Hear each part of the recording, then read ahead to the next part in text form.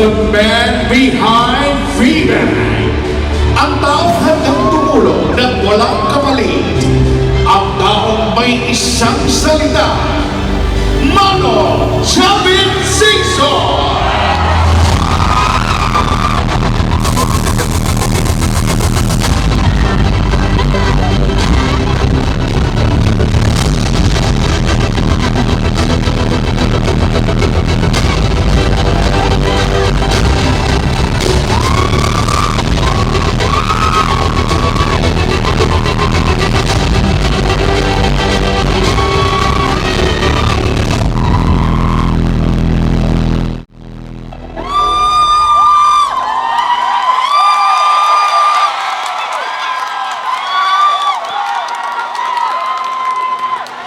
Nagkakatulog sa inyo lahat. Una sa lahat, maraming salamat po sa inyong suporta, pagmamahal, at tiwala. Ramdam ko po ang inyong pagmamalasakit at inyong patuloy na paniniwala sa akin.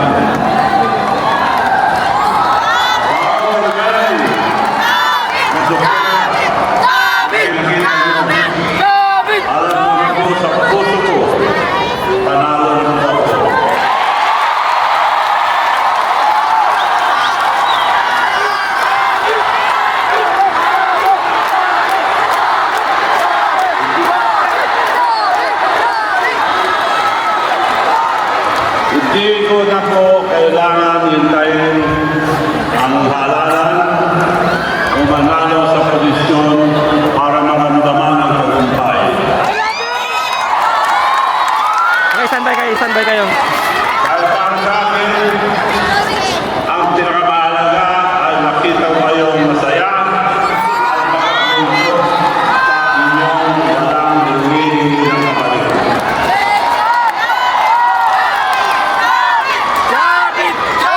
Ito po ang pinakamasarap na pakiramdam. Ang pakiramdam na panalo na ako dahil sa inyong pagmamahal.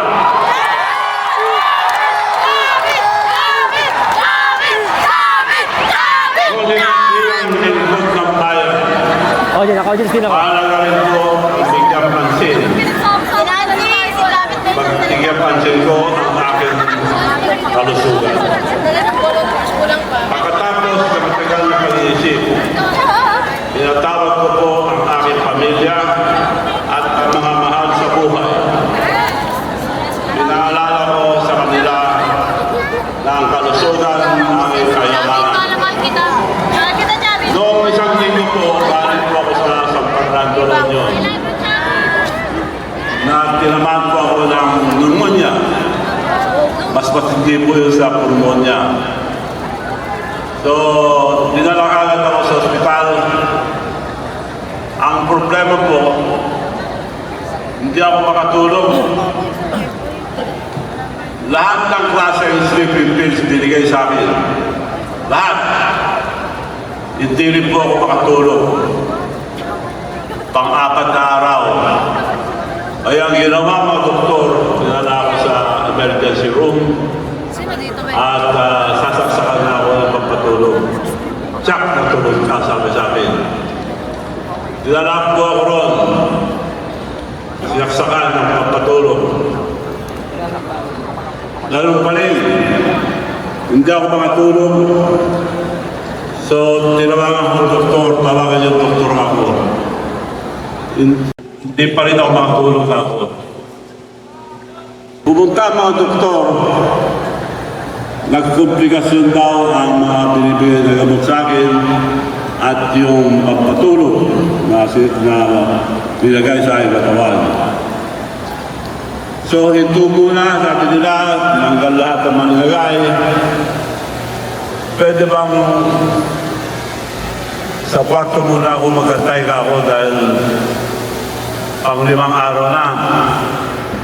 May naalala ko, dahil linggo po may Bible study sa bahay at nagbabasa rin ako ng Biblia, palagi kong nakikita o humingi ka, ay ibibigay ko. Madalas ko po marinig yun. Kung hihingi ka, ibibigay ko. Ako po, hihingi ko po na tugtungan po ang aking buhay.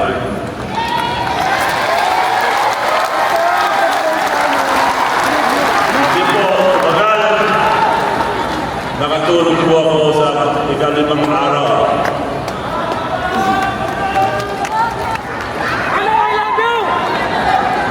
At pangalawang gabi, nakatulog na rin ako. Kaya nga ako, ang yun ay basta, walang pasal.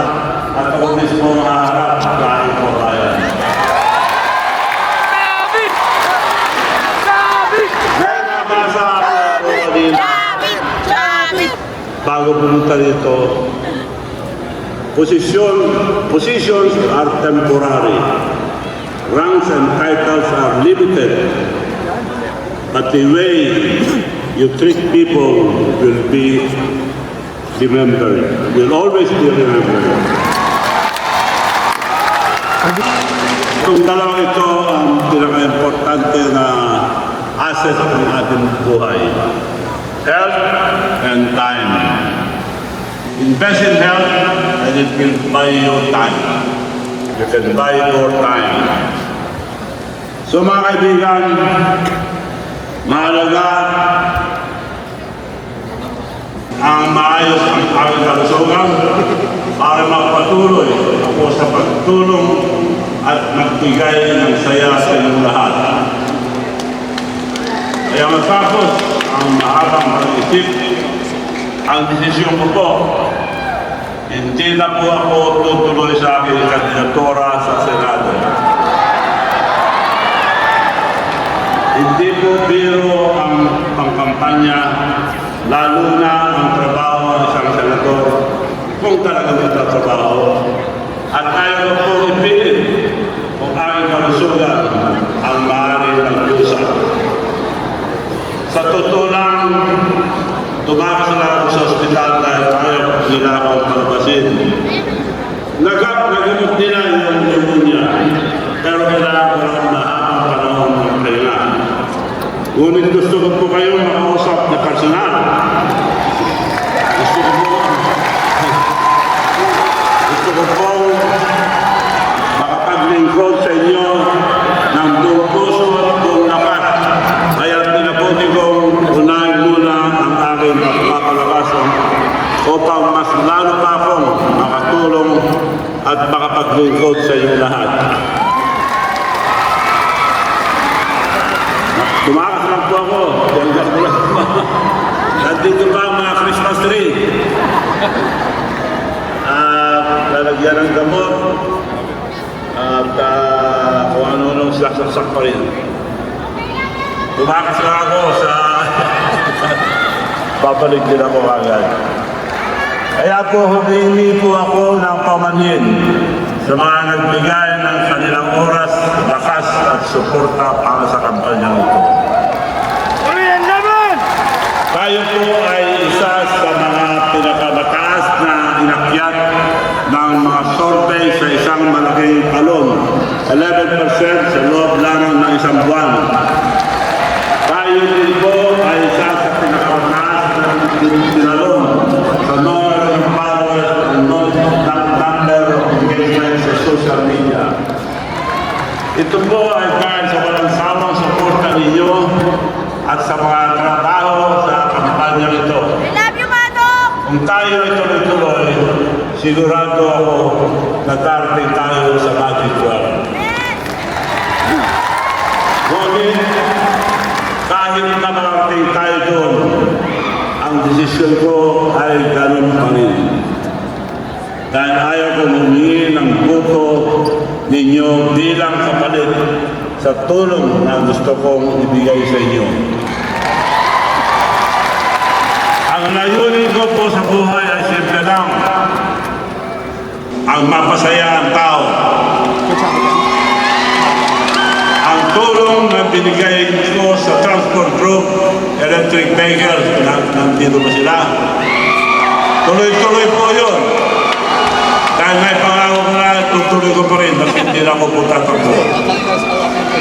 Tuloy po rin tayo. Bibigay ko rin po. Ang mga transport group, tinanong ko magkano pinakamura. Pumunta sila sa China, Korea. Ang pinakamura na nakita nila, 3 milyon. Ako ipakita ko ang tunay na tulong sa inyo. Ibigay ko lang ng 1.2. Yun ang tunay na tulong. Kaya tutuloy ko po rin po yun. Ang tulong na binigay ko dito sa BIPAC para magkaroon ng bank account para sa masa ay tuloy-tuloy po. Dapat po ito, negosyo, lahat po ng nagpapadala ng pera, ang dami kinikita. Pero ito po, binigay namin sa tao para makatulong sa maliliit na negosyante, lalong-lalo na sa mga overseas workers. Kumuha lang ng, ang mga nasa ibang bansa, kumuha lang ng Philippine number, makapagbukas na agad ng B-Bank. B-Bank to B-Bank, walang bayad, tinanggal ko po ang service fee para sa ating kababayan.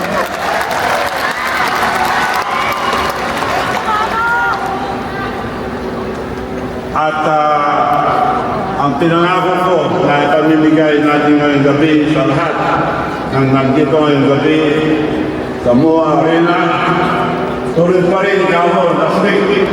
Kinakansel na wag, pag nyo kasi nituloy.